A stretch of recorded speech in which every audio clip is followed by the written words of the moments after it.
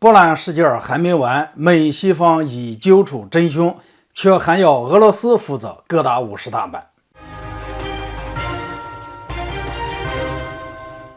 大家好，我是肖云华，欢迎收看云华观点。明明是乌克兰的错，却要俄罗斯一起背锅。波兰事件后，美国开展新一轮攻势，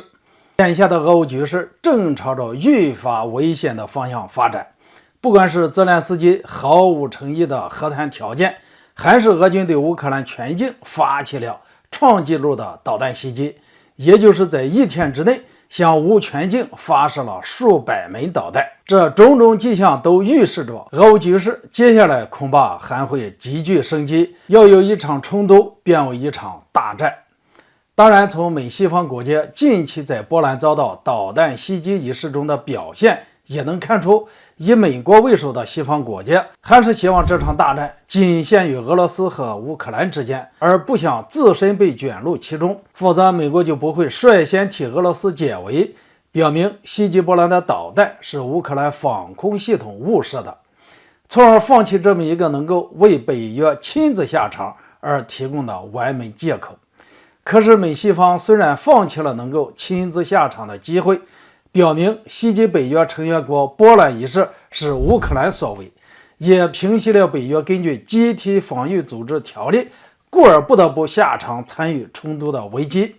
但是美西方却没有放弃打压俄罗斯，这不就当西方世界已经理清线索，找到导弹袭击波兰事件的原因，也揪出了真凶，表明这是乌克兰防空系统导致的。然而美国方面却又表示认为俄罗斯应该对波兰事件负责。在我看来，美国方面这番表态可谓是毫无逻辑可言。毕竟美国都已经承认了是乌克兰防空系统误射才造成了这次波兰事件，那么俄罗斯需要负什么责任呢？不得不说，这其实很符合美国的行事方式。美国认定袭击波兰的导弹是乌克兰防空导弹没错，但乌克兰为什么要发射防空导弹？是因为要拦截俄罗斯的导弹，所以才误射的。按照美国人的逻辑，倘若俄罗斯不对乌克兰发射导弹，那么波兰遭到导弹袭击一事就不会发生。所以俄罗斯应该对波兰事件负责。可以说，美国这是朝乌克兰和俄罗斯身上各打了50大板，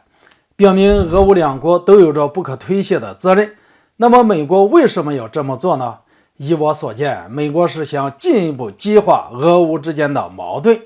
这就意味着波兰事件并不会在西方已经揪出真凶的情况下而迅速结束。美西方可能借此为由进一步拱火俄乌局势。在前面我也提到过，美西方罕见替俄罗斯解围，表明袭击波兰的导弹是乌克兰防空系统误射的，但这并不意味着美西方要放过俄罗斯。美西方这么做无非就是为了避免自己被迫下场，继而把冲突控制在俄罗斯与乌克兰之间。总之，明明是乌克兰犯的错，美西方却要俄罗斯也一起背锅，这毫无逻辑表态的背后也体现出美西方对俄罗斯的打压已经到了无所不用其极的地步。我认为美西方不会因为波兰被袭击事件中俄方被证实是清北而减少对俄的制裁，反而还会加剧。甚至在这起波兰事件后，美西方还会开展对俄罗斯的新一轮的攻势。也正因为如此，在面对美西方国家对乌克兰一事叫个不停，普京却一直在保持沉默。谁也不知道普京的沉默背后到底是不想搭理美西方，还是在酝酿什么大动作，以便应对美西方接下来的攻势呢？好了，今天就说到这里，咱们下次见。